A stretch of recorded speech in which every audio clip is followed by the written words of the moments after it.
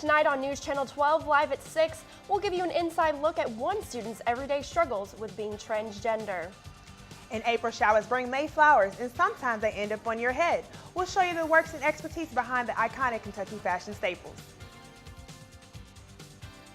On tornadoes across Kentucky, we're tracking that all into the Bowling Green area, so stay tuned as we have more in the way of thunderstorms on our radar. Is News Channel 12 live at 6, where commitment makes the difference.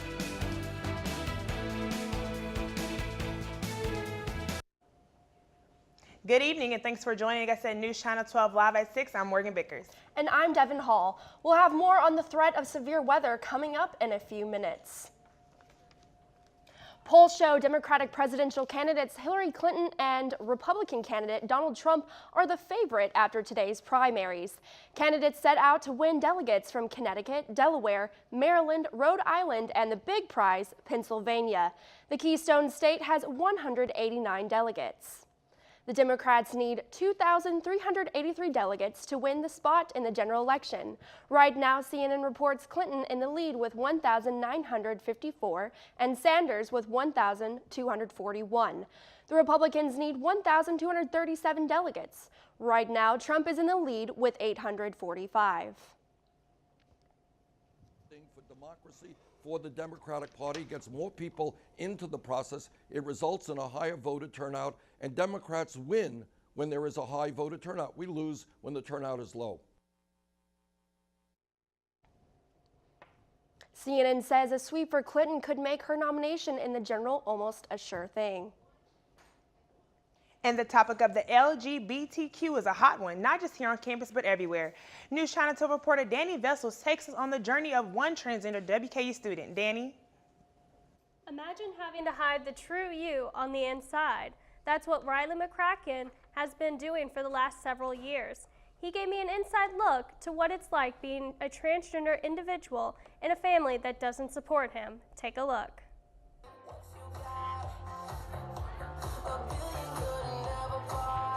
Riley, R-I-L-E-Y, McCracken, M-C-C-R-A-C-K-E-N. Rachel, R-A-C-H-A-E-L. It doesn't bother me anymore. A lot of people it bothers, but to me it just doesn't. I don't know why, but transgender, I believe that transgender it's more like gender fluid, like it's what you feel on the inside compared to the parts on the outside. So like, originally, like on the outside I'm a female, but on the inside I think like a man, I feel like a man, you know, everything I do is in a man form. It's kind of tricky for me because as a child growing up, I always wanted to be a boy. Like, and that was just me. Like, I've always did, you know, manly things. I was always with my dad. And so, like, my dad would always walk around the house without a shirt on, and I'd be like, ooh, I want to be like Dad, you know. And it was just me and my dad for a very long time. It hurts, you know, it hurts to have people not like you for who you are. And my parents are one of those, so that's even harder. Whenever I came out as gay, my parents, you know, kicked me out and all that happened and everything, and I had to end up telling them that I was changing because I was going through some health-related issues, and so I ended up having to stay and hide myself, and I'm still to this day hiding myself. And it sucks, you know. With my best friends, like with Chase, it has grown completely, like 100%, like because of he's telling me things to expect, and I'm telling him things that is going on, you know, and that kind of stuff. And so he's like, okay, well, this is normal. Like, don't freak out. It's okay, you know, and that kind of stuff.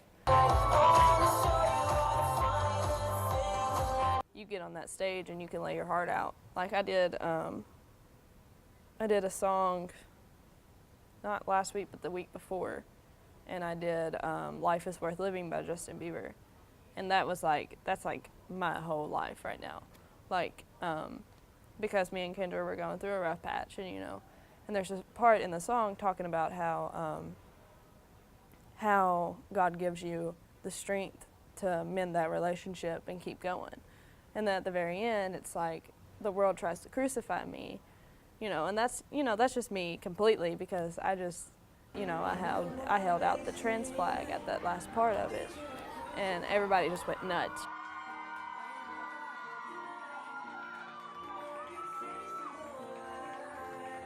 Like, what's next is coming out to my parents, and that'll be this May.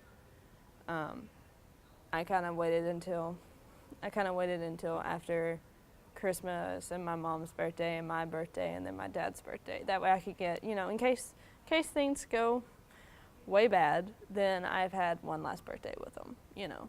With each one, I've had one last Christmas, one last Thanksgiving, you know, and that kind of stuff. And then the next thing I'm doing is changing my name. Legally, like to get it legally changed and then graduating college. To see Riley's full interview, check out newschannel12live.com. Next week, we'll bring you the story of Alex Miller, another transgender student on campus. Back to you guys. Thanks, Danny. We all know that there are different ways to relieve physical pain, but one doctor is prescribing a different prescription. Dr. Juan Gonzalez is practicing a more non-traditional way of medicine. He uses yoga meditation, brain stimulation, detox, and infrared bed, which is along with a room full of natural herbs to relieve pain naturally.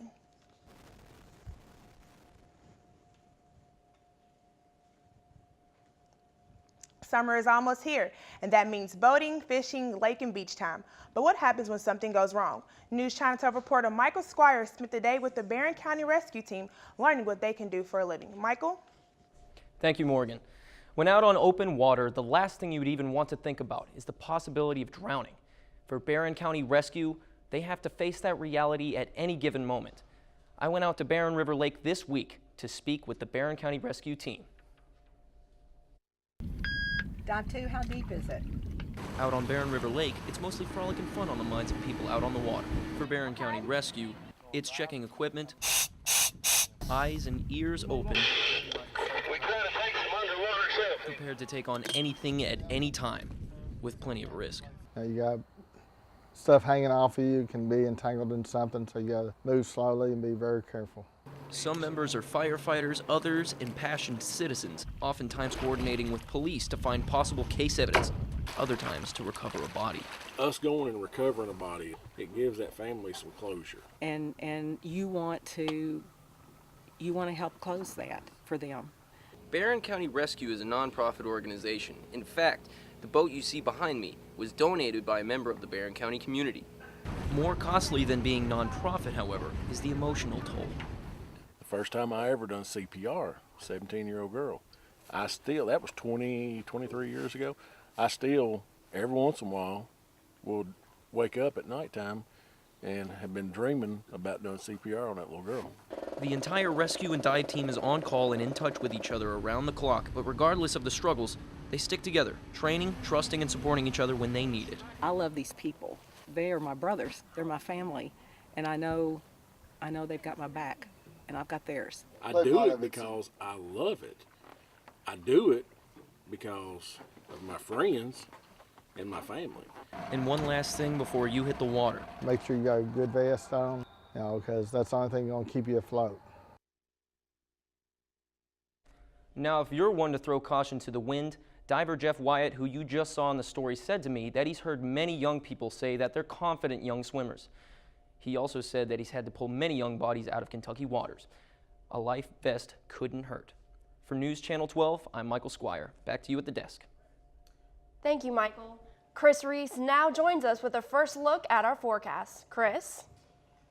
We've got some pretty strong storms moving into the area now, and they have spawned some tornadoes in parts of our western counties. So our hands are tied tonight as this line of storms moves into western Kentucky, and notice how it catches up some of those cells. That is when you get a brief spin-up tornado, and that's exactly what has happened with these tornado warnings in southern Indiana as well as Davis County in Owensboro. There is a confirmed tornado on the ground, 60-mile-an-hour winds, and some damage with this, and that's also the reason for the severe thunderstorm watch that we do have in Bowling Green and for the entire viewing area until 1 o'clock tonight, Central Daylight Time. We are dealing with the severe storm, so you do want to be vigilant should we get a severe thunderstorm to go up in anywhere in the proximity of Bowling Green. That includes Warren County, Butler County, Grayson, Hart, Simpson, Allen, Todd, all of the counties counties around us, because I've been tracking this line of storms for the past 12 hours, and it has gained quite a little bit of steam. When you see that Boeing segment, you see right across southern Indiana and southern Illinois, that's when you get more in the way of damaging winds. So stay tuned as we have more updates to come. Thanks, Chris. Coming up next, we'll show you what it takes to make those extravagant derby hats you see each and every year. Coming up next, find out about a program that trains and educates adults with special needs right here in Bowling Green.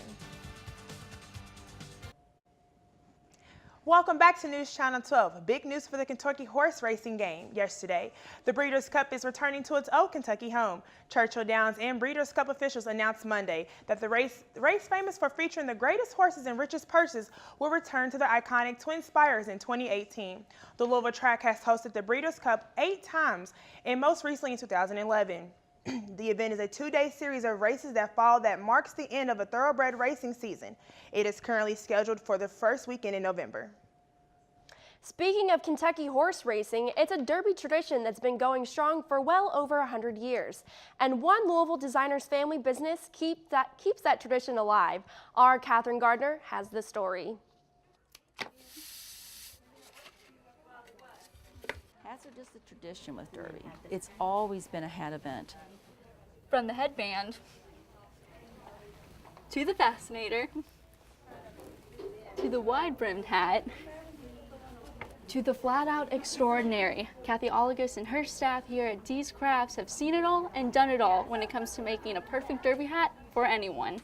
We've been making hats for about 25 years. It started kind of slow because we were doing a lot of hats to hang on walls and that type of thing, and eventually that developed into a wearable hat and then a derby hat. Well, we decorate around 2,200 special orders. That's just when they come in and bring their dress and have us design a hat specifically for that dress. But we also make another maybe 800 sale so that they can just come in and pick one up. Keeping the cultural tradition alive. Since 1875, many derby goers see the Twin Spires as their runway. But Kathy sees Churchill Downs as an opportunity to show off her store's greatest masterpieces. So it's a very creative process. This particular one, the lady has picked out this flower. It's a handmade flower, actually in the United States and New York. It's very pretty. Out of a silken fabric. And then she picked out some crinoline. So she's going to have a crinoline ruffle. We'll add these feathers on there. She'll come in, look at it, try it on, see how she likes it. It's very rewarding because you get to see the dress, and then you create the hat, and then they pick it up, and you see the whole thing together sometimes. They'll send you pictures later to show you the whole ensemble. But she's not the only artist at her store, which is not designing, tweaking, or fine-tuning. She checks in often with her crew to see how their own creative pieces are coming along. That really pulls up the color. This particular customer wanted a statement hat. It's a big hat, and she wanted big to go with it.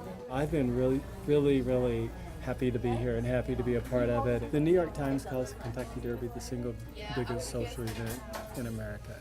And so what they do with hats here at Dee's, I think it's probably one of the best kept secrets in America. After spending hours upon hours crafting thousands of headpieces for the greatest 2 minutes in sports, these crafts keep their customized headpieces in the back, just waiting for their owners to pick up and wear to make the perfect derby outfit. So this is some of the ones we have ready for pickup. We have to make creative use of our stock room. If you're going to go and dress up, let's dress up right. Yeah, it's all through. Reporting for News Channel 12, I'm Catherine Gardner. If you want to continue on with the Kentucky Derby hat tradition yourself, be prepared to pay a pretty penny. Quality headpieces can range from $50 to $500. Coming up next, Chris Reese will break down the weather ahead. And later in sports, how did that WKU spring football game go on Saturday? We'll have the highlights coming up next.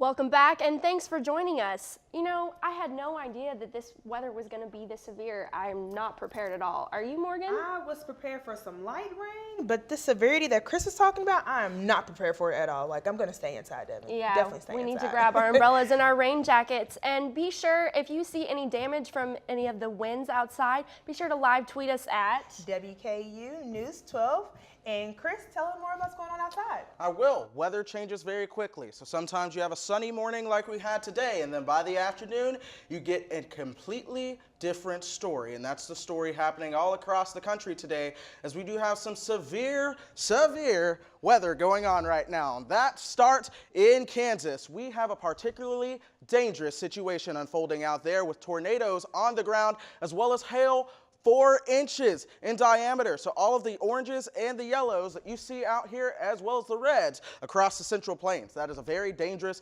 weather situation unfolding for them. For us, we have our own share of severe weather as well. That includes the severe thunderstorm watches that you see, and we do have a confirmed tornado on the ground in Davis County moving towards us right now. So that's moving towards the east, and that is why these severe thunderstorm watches are going to continue until 1 o'clock in the morning Central Daylight Time. Here's what the radar has been painting over the last 12 hours. You see this Boeing segment here. That is a key signature for some damaging winds. In fact, it has had some 60 to even 70-mile-an-hour winds as it's dove towards our area out of Missouri. And in fact, that has then merged with some of the smaller cells that are painting across this line in northern Kentucky, where there's a stalled out stationary boundary. Now, once you start to merge the Boeing segment with those individual cells, that's when you can get some spin up tornadoes, which is the reason for that tornado warning that we do have in Davis County. And it's moving into a very unstable environment. 86 the high today, almost 90 degrees, and here we are in late April. We should be around 73 degrees, so we are 13 degrees above average, and the unstable atmosphere continues. 83 degrees right now in Bowling Green with that dew point right around 60, so it's going to feel very muggy out there, and that's going to continue to fuel some of the thunderstorms that we do have moving into our region. That's the reason for the moderate risk that you have across the Central Plains, and for us, we have a slight risk and marginal risk of some severe weather as we go through the night, and that's even going to continue tomorrow. So as we break down that severe threat, we're going to have our heavy rain as well as our high winds, and that's what's going to be most important to keep an eye on. Hail is on the low side, and of course, there's always a chance of a spin-up tornado. So we've got the colder air to our north and the warmer air to our south, and the stalled out stationary boundary just north of Cincinnati. That is going to allow waves of low pressure to ride along it, and that will increase the rain chance as we go through the week and towards the weekend. So we're really going to keep a lot of those rain chances around, headed not only through tonight, but through the rest of the week.